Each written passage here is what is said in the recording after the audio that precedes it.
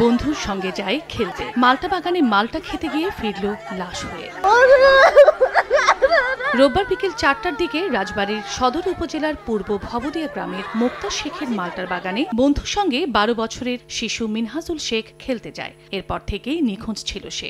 অনেক খোঁজাখুঁজি করেও কোনো সন্ধান পায়নি পরিবার। মালটা বাগানে খুঁজতে গেলে বাগান মালিক গেটের চাবি দেয়নি স্বজনদের। সোমবার সদর থানায় সাধারণ ডায়েরি করা হয়। এ ঘটনার দুদিন পর মঙ্গলবার সকালে মুক্তা শেখের মালটা বাগানের পাশের একটি ধান খেতে মিনহাজুলের লাশ দেখতে পান স্থানীয়রা। খবর পেয়ে ঘটনাস্থল থেকে নিহতের লাশ উদ্ধার করে সদর হাসপাতালের মর্গে পাঠায় পুলিশ।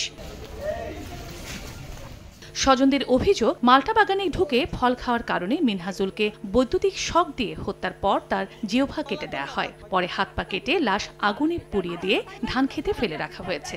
আমরা চাবির জন্য গেছি, ওরা চাবি দেয় নাই। ওরা কাগজ কাটতেছে, চাবি চাওয়ার পরে ওরা চাবি দেয় না, কাগজ কাটতেছে, চাবি বাড়িতে নাই।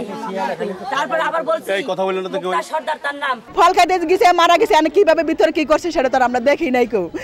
আমাদের সন্দেহ যে তো জিব্বা বার জিব্বে না নাই কাটি ফেলাইছে, মুখটা পুরাই ফেলাইছে, হাত পা ব্যাক হয়ে গেছে। যদি কানে শর্ট খায় মরতো তাহলে বাচ্চাটা হাত পা টান টান হয়েছে মরে। তবে স্থানীয়দের ধারণা, মালটা বাগানে ঢোকার সময় মিনহাজুল বাগানের চারপাশে জিআই তারের বিদ্যুৎস্পৃষ্ট হয়ে মারা গেছে। পরে বাগান মালিক লাশ গুম করতে ব্যর্থ হয়ে ধান খেতে ফেলে রাখে, আর হাত পায়ের কিছু অংশ শেয়াল কুকুরে খাওয়ার সম্ভাবনা রয়েছে। আমাদের ধারণা এরা মারে ফেলছে, আর কারেন্ট ওইখানে পুরো বাগান ধরা কারেন্ট দেওয়া আছে। এই বাগানের মালিক যে সেই ওই পুষ্কুনির ভিতরে ফেলা দেয়, ফেলানোর পরে খোঁজাখুঁজি করতেছে এলাকার লোক, আবার ওই পুষ্কুনির টাকা এনে ওই কৃষকের ওই ক্ষেতের ভিতরে আনে ফেলায়। লাশ উদ্ধারের পর থেকে পলাতক মালটা বাগানের মালিক মুক্তা শেখ। সময় সংবাদ, রাজবাড়ী।